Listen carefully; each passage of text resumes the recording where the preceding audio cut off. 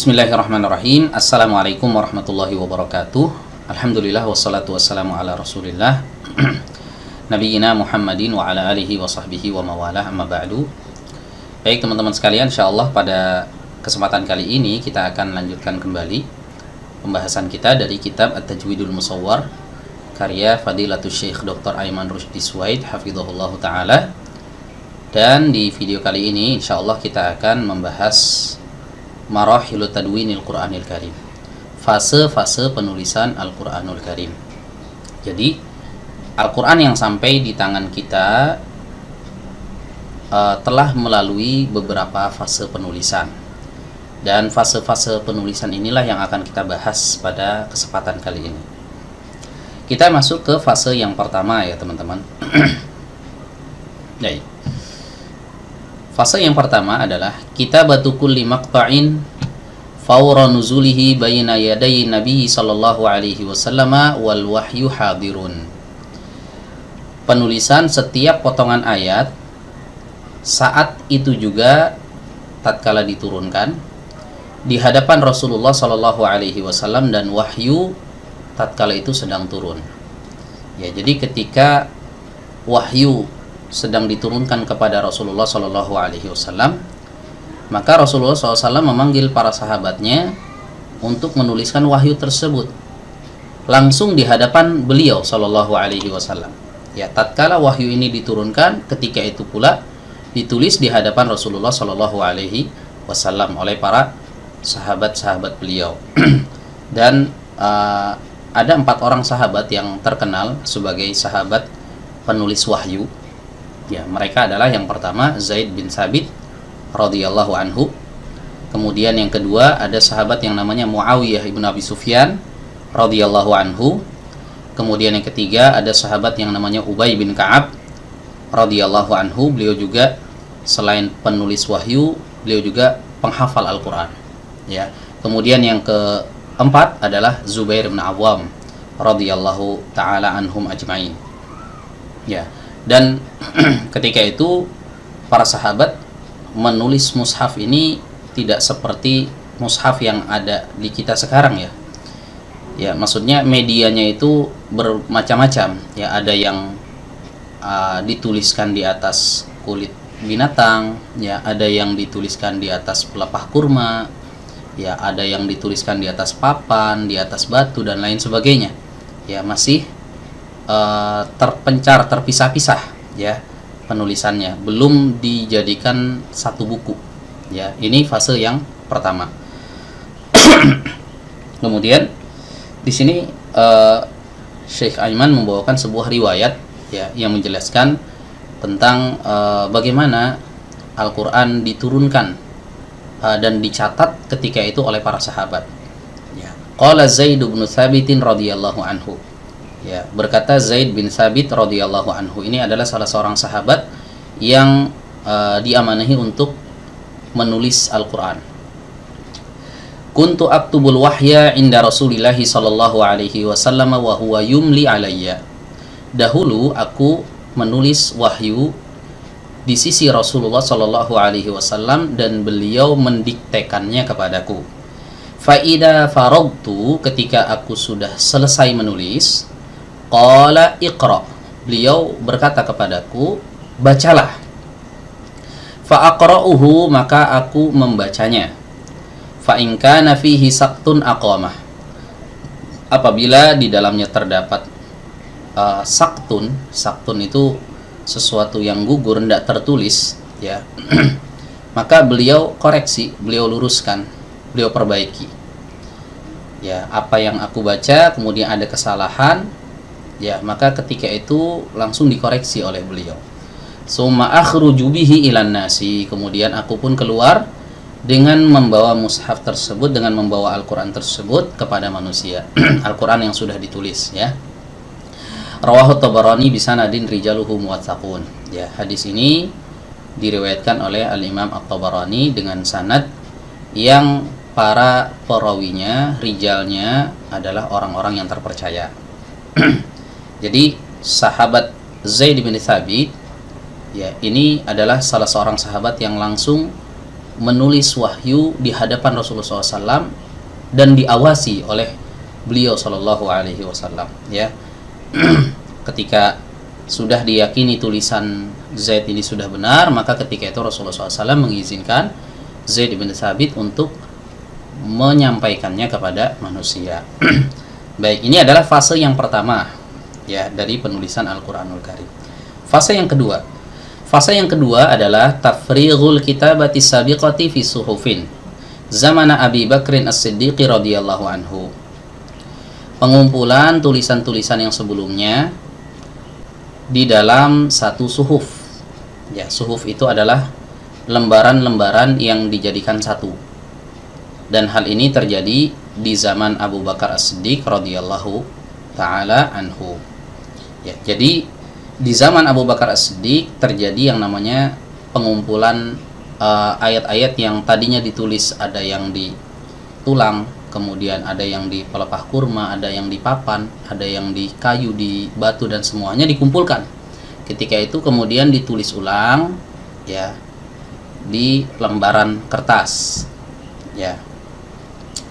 Kemudian dikumpulkan, dijadikan satu. Nah, ini yang disebut dengan mushaf induk, ya, mushaf induk. Tapi masih bentuknya itu lembaran-lembaran seperti ini, ya. Ini contoh penulisannya seperti ini, ya teman-teman, ya. Media-media yang digunakan untuk menuliskannya di zaman dahulu.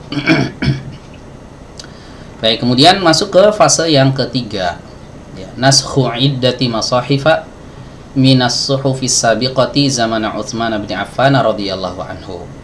Ya, kemudian mushaf yang tadi dikumpulkan dijadikan satu buku, ya, di zaman Abu Bakar As-Siddiq, kemudian dinasakh itu maksudnya dikopi, ya, diperbanyak, ya, di zaman Utsman menjadi mushaf yang banyak.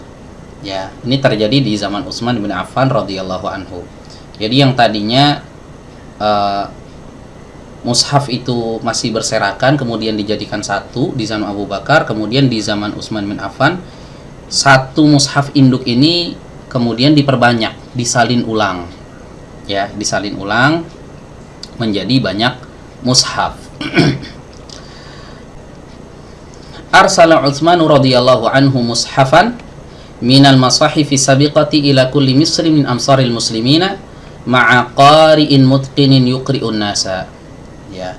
Kemudian Utsman bin Affan mengirimkan mushaf-mushaf yang banyak tadi, ya, hasil kopi dari mushaf induk tadi, ke seluruh negeri kaum muslimin, ya.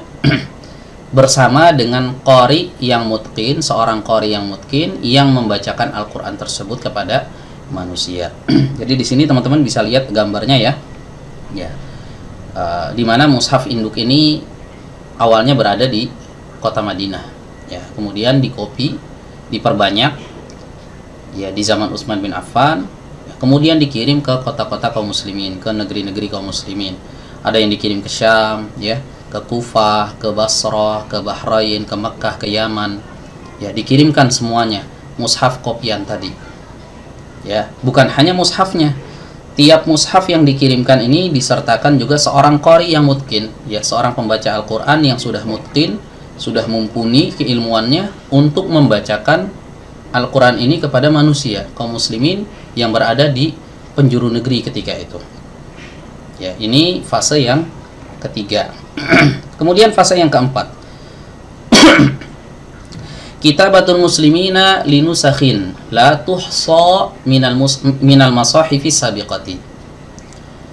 Fase yang keempat adalah kaum muslimin kemudian menuliskan, ya, Al-Quran, mushaf-mushaf ini menjadi naskah-naskah la tuhsa yang tidak terhitung lagi jumlahnya dari mushaf-mushaf yang tadi yang dikirimkan oleh Utsman bin Affan. Ya, jadi kalau kita lihat di sini teman-teman, mushaf yang dikirimkan oleh Utsman bin Affan, ya, dari kota Madinah dikirimkan ke Syam, di sini diperbanyak lagi, ya, dikirimkan ke Kufah, di Kufah diperbanyak lagi oleh kaum muslimin. Kemudian dikirim lagi ke Basrah, di Basrah juga sama diperbanyak, ke Bahrain, ke Makkah, ke Yaman, begitu pula, ya. Jadi ketika itu mulailah Ya, banyak sekali mushaf-mushaf dituliskan. Kemudian masuk ke fase yang kelima, zuhuru mu'allafatin tadbitu khasa'isal kitabatil qur'aniyati ilmu rasmil masahifi. Di fase yang kelima ini muncullah kitab-kitab yang ditulis oleh para ulama yang memberikan penetapan tentang kekhususan penulisan Al-Quran. Ya, ini yang disebut dengan ilmu rasmil masahif, ilmu rasm mushaf. Ya, jadi mushaf itu meskipun dia berbahasa Arab ya, tapi tatkala dituliskan, ya, ini ada kaidah tersendiri. Ya, kaidah ini berada dalam pembahasan ilmu rasm. Ya. Jadi bukan tulisan sembarangan, tapi ada kaidah-kaidah yang mengaturnya khusus untuk mushaf. Ya. Sebagai contoh misalnya di surat Al-Fatihah, ya.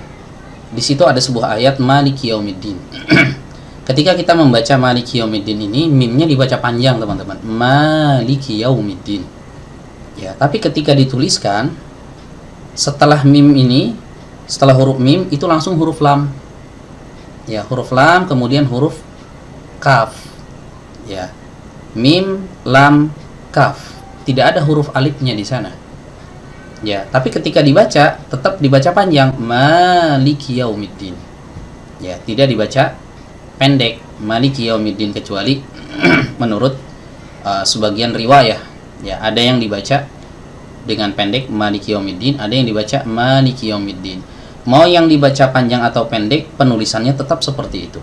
Ya, mim, lam, kaf, bukan mim, alif, lam, kaf. Nah, itulah kekhususan ya penulisan Al-Qur'anul Karim ya daripada kata-kata dalam bahasa Arab secara umum. Nah, inilah 5 fase ya penulisan Al-Qur'an ya.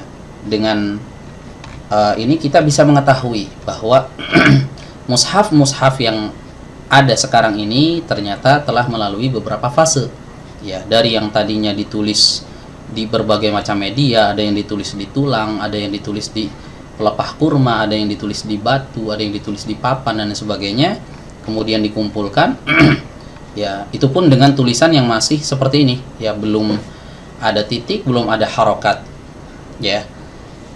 Kemudian disalin ya, setelah disalin dikirimkan oleh Utsman bin Affan ke seluruh penjuru negeri kaum muslimin ya, baru setelah itu diduplikasi ya, diduplikat oleh kaum muslimin menjadi mushaf-mushaf yang banyak ya. Setelah itu baru muncullah kitab-kitab yang ditulis oleh para ulama yang menjelaskan tentang kaidah-kaidah penulisan mushaf ya, agar mushaf ini tidak ditulis dengan sembarangan ya, ada kaidah-kaidah yang mengaturnya. Demikianlah pembahasan kita pada kesempatan kali ini.